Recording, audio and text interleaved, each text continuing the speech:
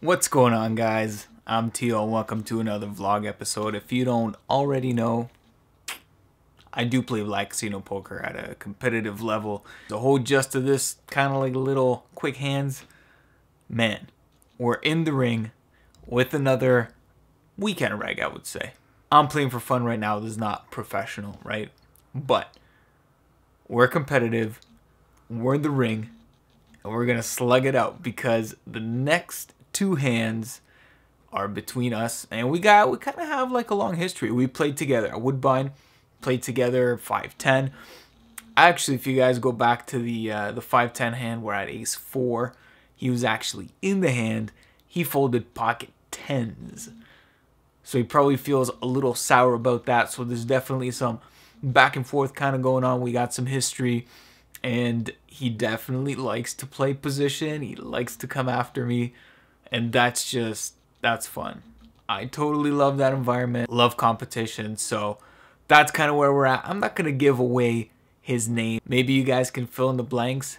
H blank N. I don't know. There's like one guy that you might know that fills that blank in that category. And he just likes coming after people. Anyway, he likes playing position, man. I like playing position too. He's out to get me. Hand number 1. We're playing 2-5, no limit, and we've kind of been up and down, one a little bit, down a little bit.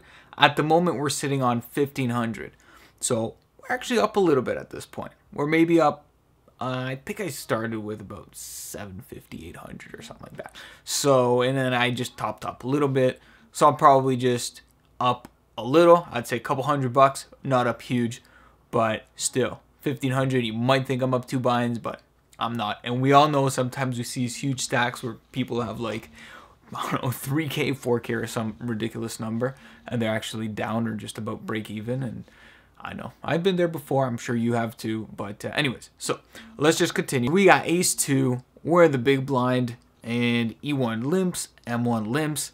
M1 is gonna be our prime target, or actually I'm his prime target, because I'm in the big blind, and I decide to check my option. We go 4 ways to the flop. The flop is ace jack 6. We smash our pair, pretty good. It's 4 ways.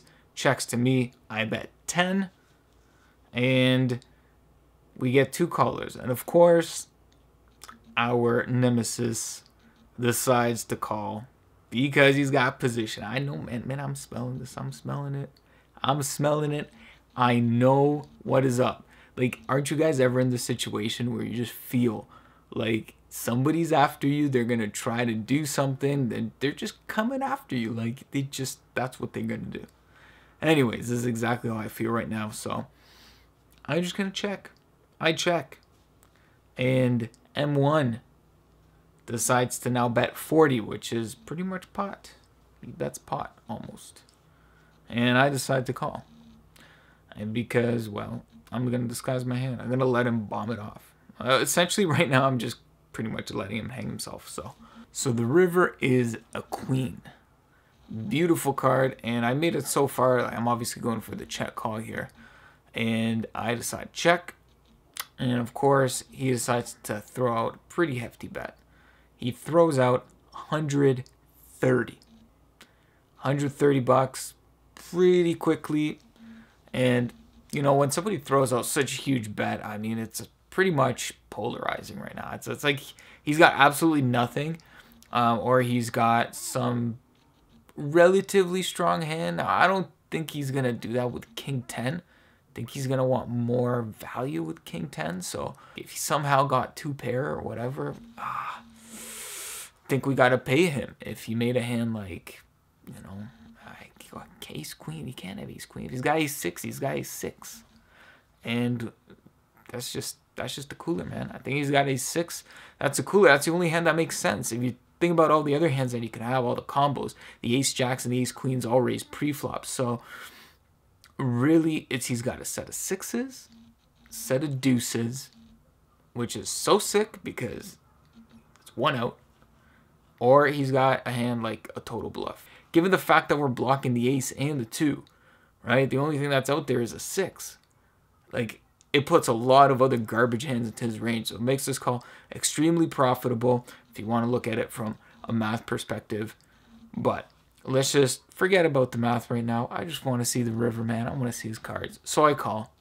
And he flips over pocket 2s. So sick, man. I'm tired of playing the game. Ain't it a crying shame? I'm so tired. Like, he had absolute no business being there after the flop, but he wants to go. He wants to just take it down. He wants to follow me along. I make a bet. Oh, Teo makes a bet. I'm gonna call him. So I think that's kind of the way that, you know, things were playing out. But we're going to see what we can do. Hand number 2, man. We're hand number 2. We got the 6-9 of a spade, right? I know all of you guys like the hand. I know I like playing this hand. It's a fun hand of many players and a lot of people, man. A lot of people, especially recreational players, love this hand. So why shouldn't I play it? Well, I'm going to play it too. We're in the big blind yet again. 9-handed, and I got 1,300 in front of me. So obviously getting a little bit excited. E1 limps, E2 limps, M1 limps. M1 is the same player from the pocket 2's hand. Whole point of the story is around him. So of course I'm going to include him into this hand. M2 raises, and he raises 32 bucks, and it folds to me. Now, you know, it's not advised to go ahead and play this hand out of position with potentially a lot of players behind you.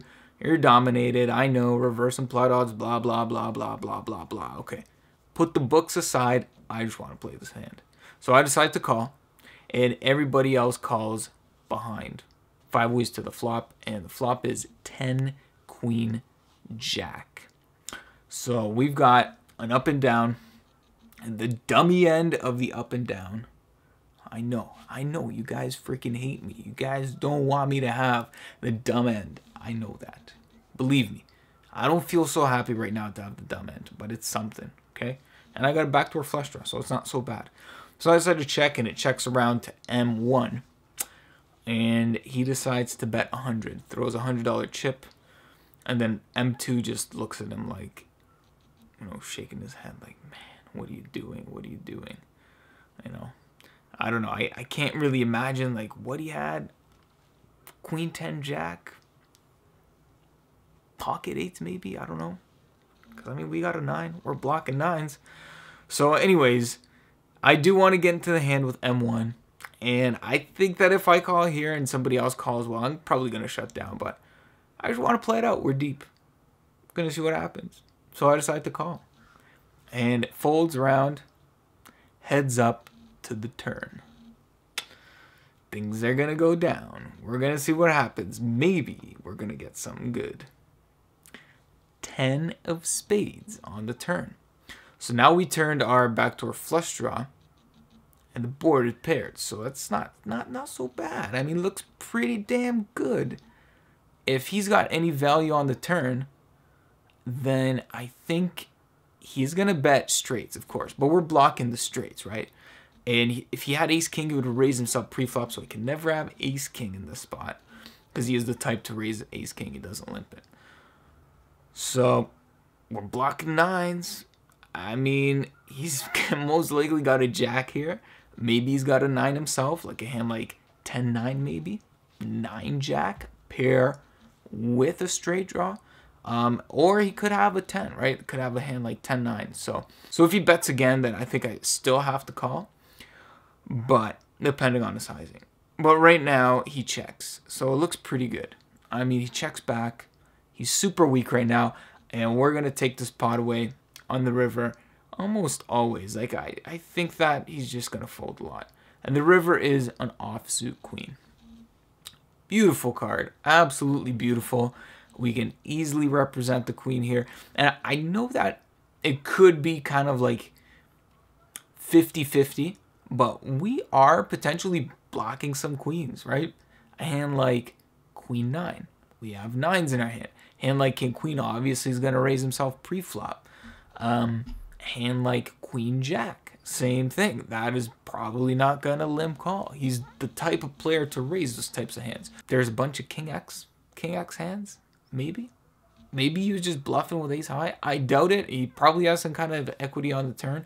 So it's either he's got some kind of a 9, or if he's got a king, or he could have a queen.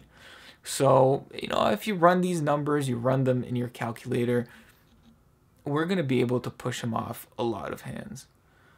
So I decided to go for the bet here. I'm going to go for the bluff. And I'm just going to bet a pretty sizable bet. Not too big, not too small. Make it seem like I got some value.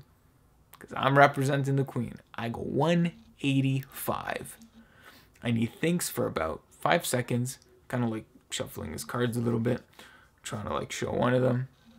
Flips one up. Shows the king. Hearts, I think. King of hearts. Yeah, he says he's got king high. So, we got to show him.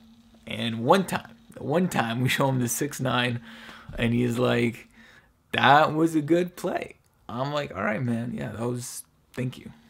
I freaking had to do it. I mean, man, like, what are you going to do? You keep coming after me. I have to do these things. I got to show you that I'm going to stand up for myself. Take a swing. Boom. Boom.